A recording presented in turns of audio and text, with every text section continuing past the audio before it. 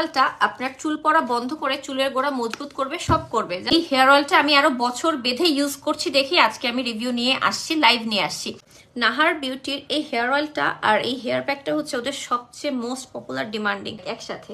খুবই ভালো, একদম অর্গ্যানিক, দেখতেই পাচ্ছেন। দে আর রিয়েলি গুড এবং খুবই অ্যাফোর্ডেবল। এই জন্য আপনাদেরকে আমি দেখাই, ওদের হেয়ার অয়েলটা খুবই ভালো, খুবই ভালো, খুবই ভালো, খুবই খুবই খুবই ভালো।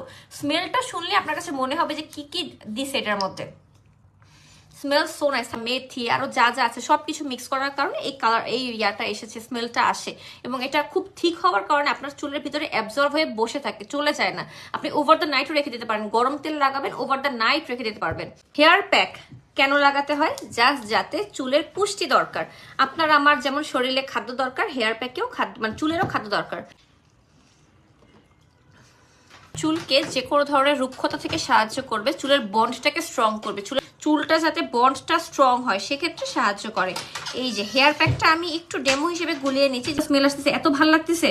আমি কিন্তু ওদের এই হেয়ার প্যাকটা আরো 1 বছর আগে থেকে ইউজ করেছি কয়েকবার। আমি কখনোই কোনো তেল, কোনো ফেস প্যাক, কোনো হেয়ার প্যাক, কোনো স্কিন কেয়ার ব্র্যান্ড নিজে ইউজ না করে রিভিউ দিতে আসি না। জাস্ট বিকজ টাকা দেওয়া হয়েছে তাই আমি লাইভ করতে আসি না।